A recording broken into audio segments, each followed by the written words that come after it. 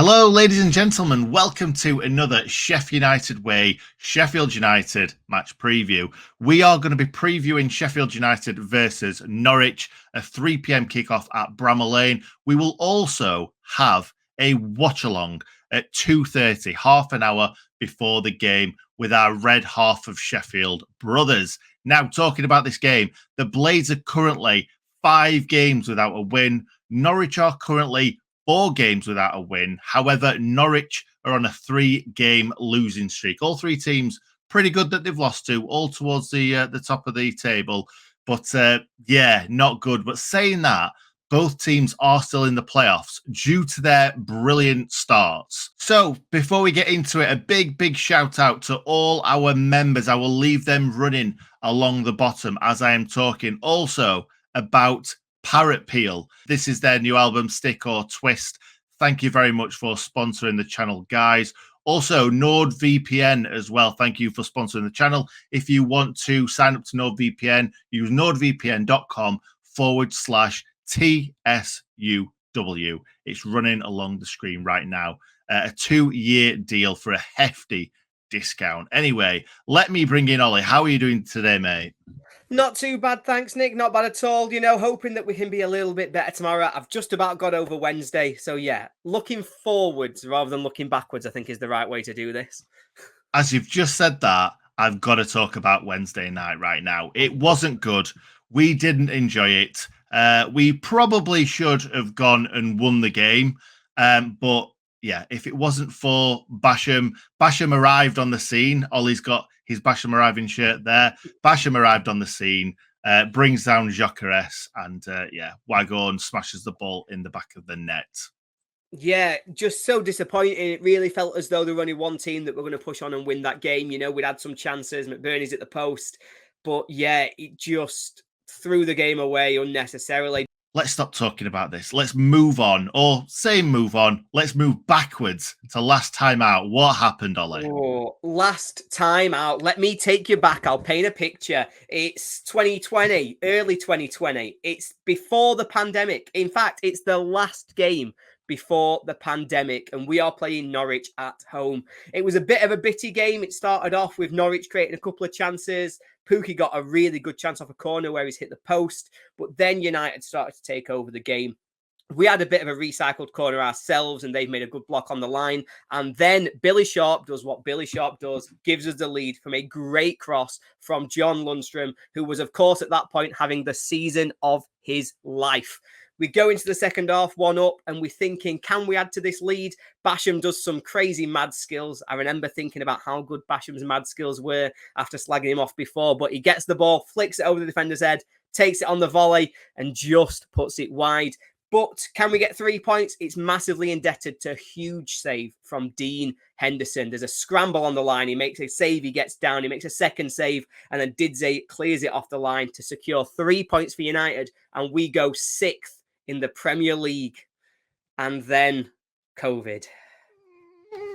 I don't want to hear that. I never want to hear that again. I don't want to think about the good times because of where we are right now. Don't get me wrong. It could be a lot worse. It could be a lot worse. In worse divisions, a lot lower down the league.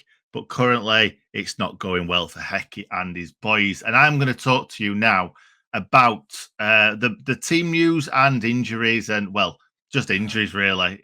When I say team news, it's just injuries. Also, we've got 𝗍𝗏. 𝗍𝗏 is coming back in 2 games. Still got 2 games. Sat in the stands, cheering the boys on from the stands. That means Adam Davies keeps his jersey. And do you know what? He did quite well in the last game. He did everything he needed to. He even nearly got to 𝗍𝗿𝗄𝐺's penalty. Reece Norrington-Davies pulled up, looked like a hamstring injury. As soon as he pulled up, he knew he'd done something very, very wrong. So we sent him for a scan, as Hecky always says. This one, I don't think we're expecting any positive news from, but fingers crossed. And get well soon, Reece. Obviously, 𝗍𝗏𝗄𝐺 still needs surgery on a ligament injury. We've seen him in crutches and a boot, but players back. So it's good to see Jackie Longthrow on the bench again. Maybe we will see him go 1 game further and start in this game. John Fleck also came off the bench for a little cameo. I'd rather have seen him not come off the bench, to be perfectly honest, with with the players that were on the bench, but that's nothing to do with John Fleck and more the fact that we were chasing the game. Also, Anel started his first game for quite a while against Coventry, and we're probably expecting him to start again. Now let's look at my predicted team. Adam Davis in the goal. The back three's changed for me. I'm putting Robinson in there. This is more kind of what I'm expecting, to be honest, from Hecky. I will go into what I think the team should be or what we should start doing. I've gone Osborne at left wing back because we've not really got anyone else there, unless Robinson's going to play left wing back and Basham will play in there. It's the same team pretty much as the last home game that we played in. McAtee, Sharp and Ndai. I've gone for Sharp up there because I do think that Ollie looked a bit sluggish, looked a bit tired.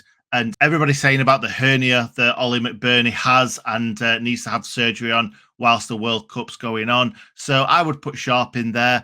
Actually, I feel like we need to go 2 strikers to link up and Ndai just in behind in the Duffy role. That's what I'm saying.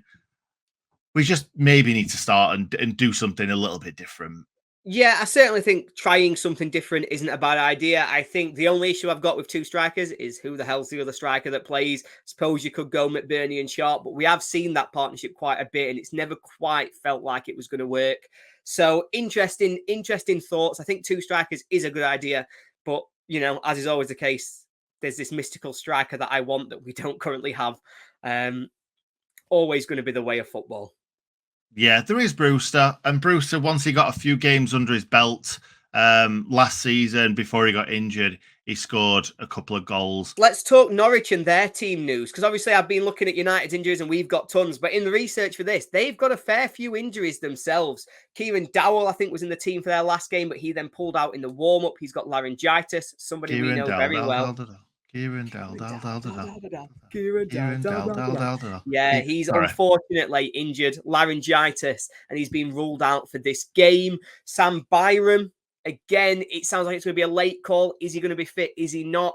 I'd err on the side of caution and expect him not to play. Andrew Omibamidele is also going to be out. He'd had a really good start to the season for them, but unfortunately, he's going to miss this game. Or fortunately, you know, depending on which way you want to look at that. Adam Idah, young striker that they've got lots of high hopes for. He's also out. He's done his knee. Jonathan Rowe out. Jacob Sorensen's out. Sam McCallum's out. They've got a lot of injuries as well adding up.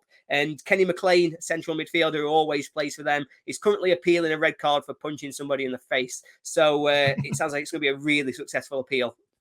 About as successful as ours for Wes, to be fair. So I can't fault him. Josh Sargent went off midweek. Now, I was hoping that he would be out. He's had a great season for them so far, but it sounds as though that's just a precaution, and he is expected to be back for this game. So similar to United, I think they're going to be struggling at left back. It sounds as though they've got somebody just coming back to fitness, Giannoulis. So he will probably start, but he's only going to be half fit. So maybe that's an avenue that we can start to explore, maybe try and get at them down that side. Now, predicting their 11 is not that easy. They keep changing formation. They've played 3 different formations in their last 3 games. I think they're going to play a 4-1-2-1-2 diamond, and I think that's going to look like Angus Gunn in goal.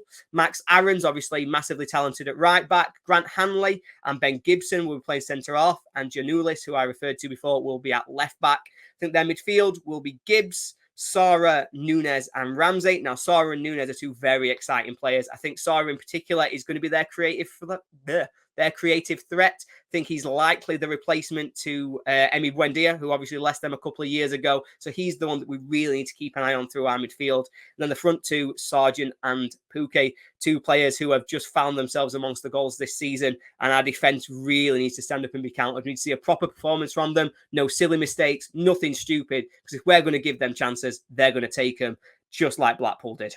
Now, I will talk about the referee because lovely Hal has lovelily written down exactly what I need to say about the referee. Oh, man, Hal. So here we go. The referee for Sheffield United versus Norwich City is Josh Smith. That doesn't sound like a referee's name, Josh. That's too young. That's too young. No, that's not. He's not. That's not a real referee. No, I think he's called John, actually. Maybe he's just written it wrong. It must be. We'll call him John Smith. So John Smith was in charge of the Blades' first match of the season, the 1-0 defeat away at Watford.